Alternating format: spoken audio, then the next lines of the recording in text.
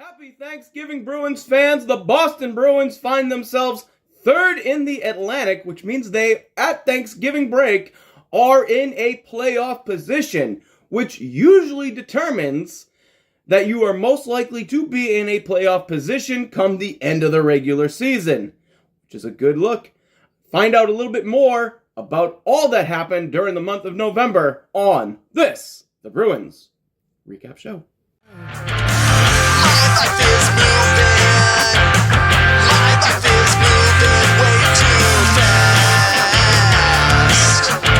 So let us not bury the lead. The big story coming out of the month of November, November 19th, after a brutal loss to the Columbus Blue Jackets, Jim Montgomery fired as the head coach of the Boston Bruins. He was the head coach since July 1st of 2022. Prior to the firing, went 8-9-3 going into this season. President's Trophy winner back in the 2022-2023 season, going 65-12-5, first in the division with 135 points. Like I said, won the President's Trophy, also won the Jack Adams Award for that season. Jim Montgomery then followed it up in 2023-2024 with a 47-20-15 for 109 points, second in the division. So two very successful years. But again, the NHL is all about what have you done for me lately? And let's not, say that Jim Montgomery's time in Boston was mired with playoff success, as the Boston Bruins in 20 playoff games under Jim Montgomery went 9-11. 9 wins, 11 losses.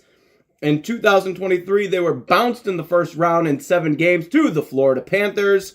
And in 2024, as we all know, again bounced in the second round to the Florida Panthers and almost bounced in the first round by the Toronto Maple Leafs, but a good thing that they are indeed the Toronto Maple Leafs. This is the third Jack Adams Award-winning coach that was fired under the Bruins general managing group of Don Sweeney and Cam Neely, which says a lot more about Don Sweeney and Cam Neely and the roster that they've been able to put together than it does about the coaching staff and the ability of the coaches that have been hired for this team. The other two, of course, Claude Julien and Bruce Cassidy. Bruce Cassidy, of course, fired and then rehired by a different team, the Vegas Golden Knights, proceeding to win the Stanley Cup the year after he was fired. Not a good look for Don Sweeney or Cam Neely. But a little bit of controversy here. 5 days after being fired by the Boston Bruins, Jim Montgomery bounces himself back and finds himself the head coach of the St. Louis Blues. Of course, Jim Montgomery has a very lengthy history with the Blues, being a former player. Oddly enough, scoring his first goal for the Blues against the New York Rangers, and then winning his first game as a head coach against the New York Rangers. Funny how the world works. But the controversy is just how quick into this the Blues not only fired the current coach that they had, and then immediately rehired Jim Montgomery. So, and given the lack of success that the Bruins have had this season during the tenure of Jim Montgomery, you wonder just a little bit if, Jim Montgomery actually wanted to be the coach in Boston, considering his assistant coaches, Joe Sacco and Chris Kelly, were not appointed by Jim Montgomery, and Jim Montgomery also going into this season did not have a contract extension. Would you believe that the group that lowballed a goaltender also lowballed a head coach? Shocker. As Jim Montgomery, apparently there was talks about years and tenure and time and cost and all that, but they never panned out. Jim Montgomery, of course, signing a 5-year deal to be the head coach of the St. Louis Blues. So, with that being said, who is the head coach currently, or the interim head coach, should I say, of your Boston Bruins? Well, that would be longtime assistant coach, 10-year assistant coach, being the assistant since 2014, and that is Joe Sacco. Now, Joe Sacco also has some head coaching experience, as he was the head coach for about 4 seasons with the Colorado Avalanche, spanning from 2009 to 2013, in which he went 130 wins, 134 losses, and 30 overtime losses, and a playoff appearance in 2010, as well being a Jack Adams Award finalist in 2010 as well. Has some history in this area. Funny enough, deep dive a little bit. In 2005-2006, Joe Sacco was the assistant coach for a no longer team here in the Boston area, the Lowell Lock Monsters, who used to play out of the Songus Arena for many years, before they moved to Lake Erie, in which Joe Sacco took over that position as the head coach. That was back in 2007. So it's been a couple years since Joe Sacco's been a head coach, but we'll see if he can turn the ship around for the Boston Bruins. So far, the Bruins have gone 3-1 under Joe Sacco, so things are looking pretty good.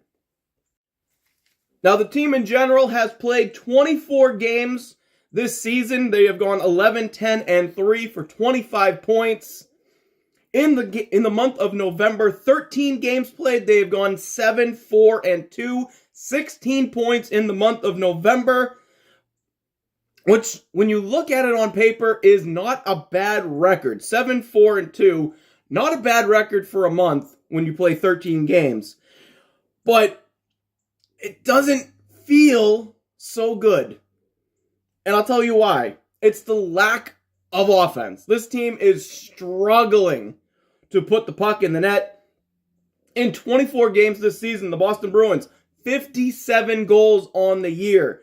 That is 2.38 goals for per game, which puts them 31st in the NHL. Not good, because there are only 32 teams in the NHL. As far as goals against per game, the Bruins given up 75 goals against in 24 games, which is a minus 18 in goal differential, which is you never want to be a minus goal differential team. You always want your goals for to be higher than your goals against. That is always what you want. But as far as goals against, the Bruins average 3.13 goals against, which is 11 most in the NHL. Yet somehow this team has a winning record of 11-10-3. And somehow, some way, and again, this goes to the tightness of the Atlantic Division, which we'll get to in a quick second, they find themselves in a playoff spot despite this overall just not being able to score. So hopefully the offense will come. I mean, last night we saw them score 6 goals for the second time this season. And I mean, you're not going to score 6 goals a game every night, but we would like to have more goals than goals given up. That's simple math. And speaking of the Atlantic Division, 9 points separate first from last in the Atlantic Division, which makes it, quote unquote, the tightest, the most, or arguably the most competitive division in the entire NHL.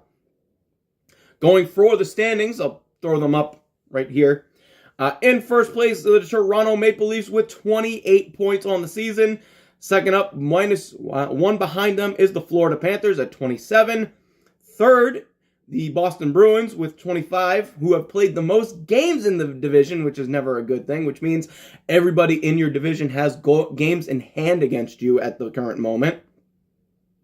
Fourth is Tampa Bay with 24 points. Buffalo in fifth with 23 points. The Detroit Red Wings with 22 points.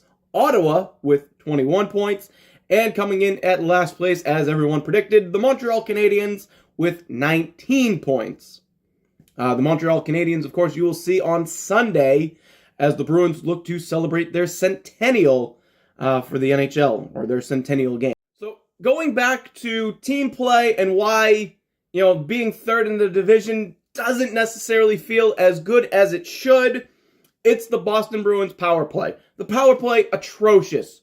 12.4 success rate on the power play, worst in the NHL, although they're only, I think, a 0.1 lower than the New York Islanders, who have also been bad, but they've also been plagued with injuries. But that's a whole separate issue because you can only fix your own house. And again, the problem with the Bruins power play is predictability. It's the same kind of thing that you see every game, day in, day out. Neutral zone drop pass, set it up, force feed the one-timer to David Pastrnak. That's the power play. The power play needs work, it needs creativity, it needs movement. And there's not a whole lot of puck movement, not a whole lot of player movement, as they're kind of very much stationary in the neutral zone bumper. Not to be outdone, the penalty kill almost as bad as the power play, as the Bruins 21st in the league on the penalty kill, 77.5% kill rate for the penalty kill.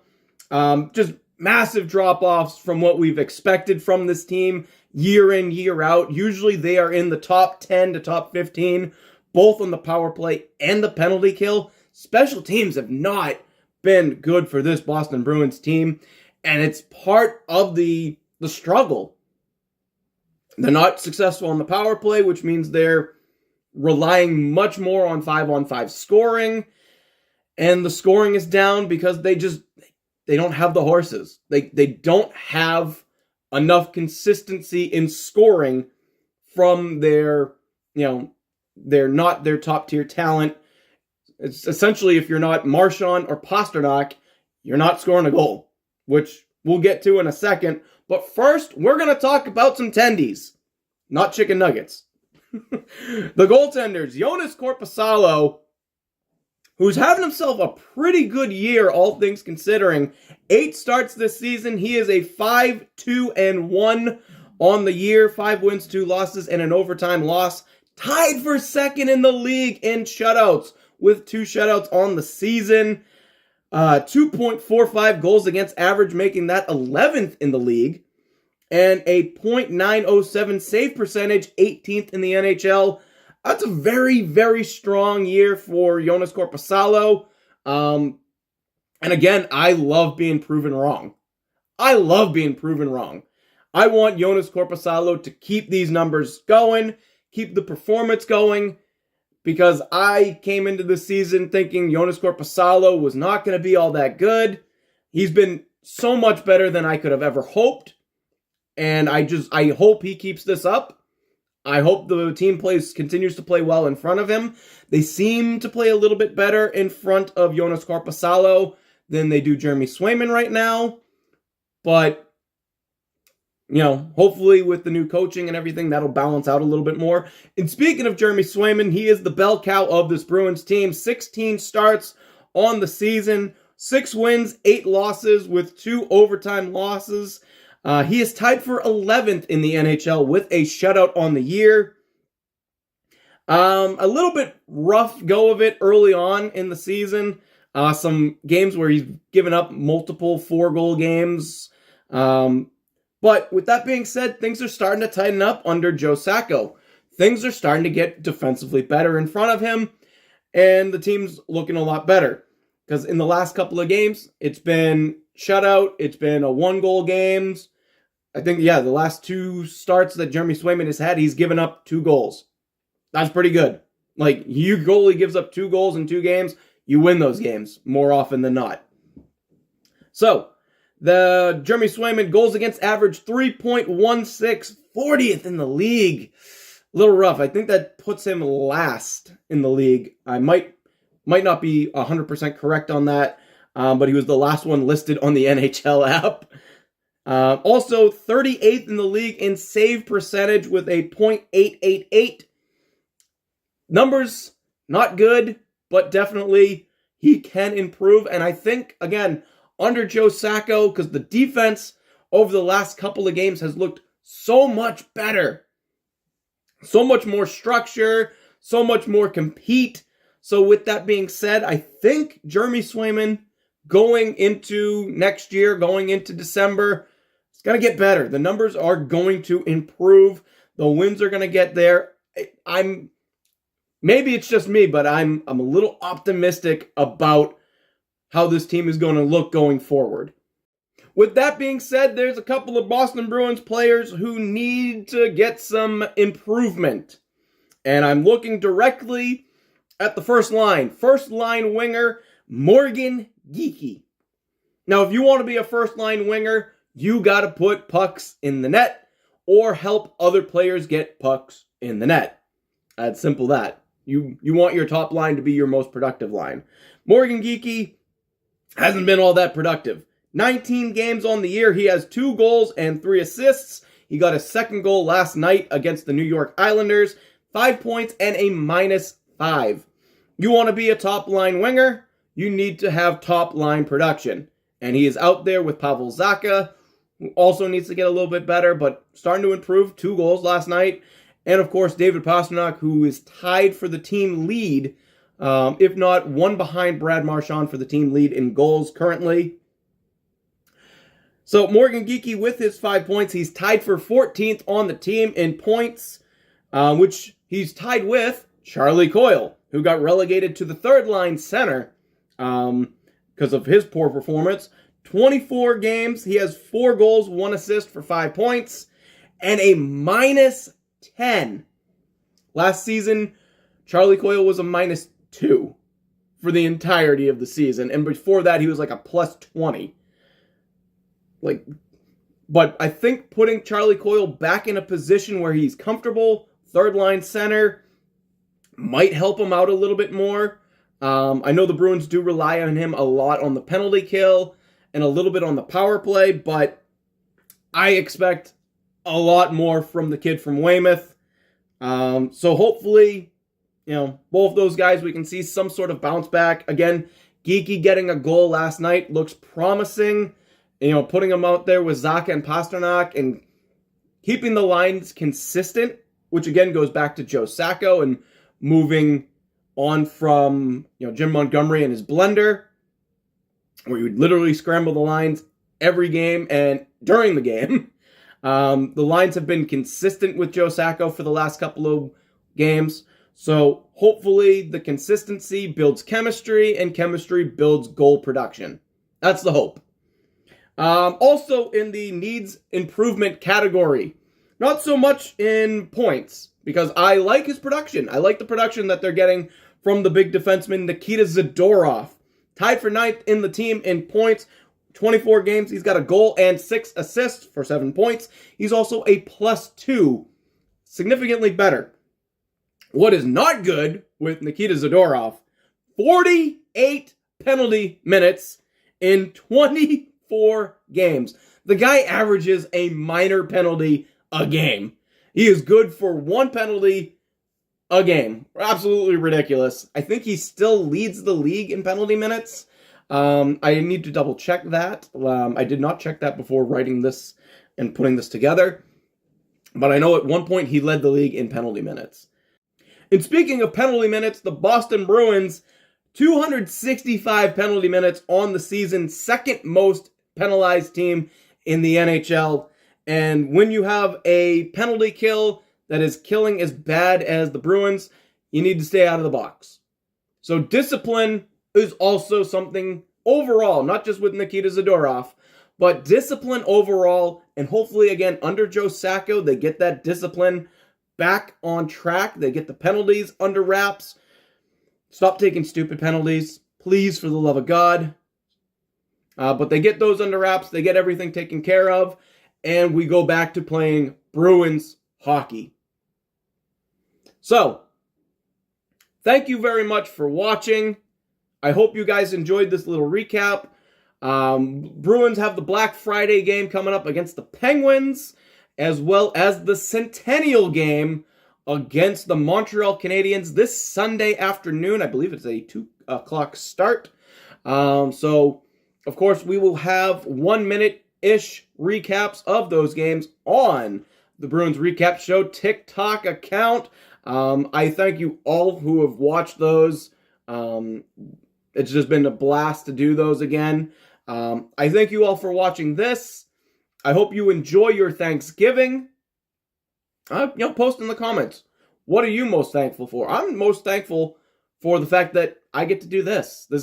I love doing this. It's been fun to come back to video production in some way, shape, or form for you guys. We also have a gaming account. We are live a couple of game times a week on Twitch, twitch.tv/StanIsTheMan44. All those fun links in the description down below. And don't forget, 10% off your purchase of W Energy.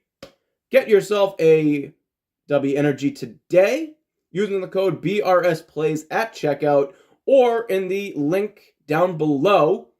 That is 10% off your purchase of W Energy.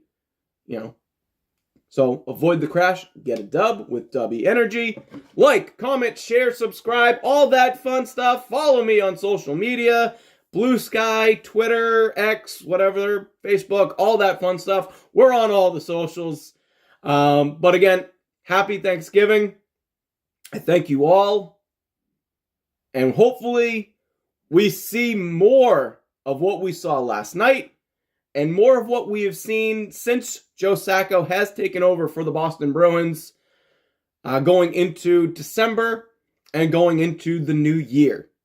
So we will have another long form like this in December, probably right before the new year. So stay tuned for that, and we will see you on the next Bruins Recap Show.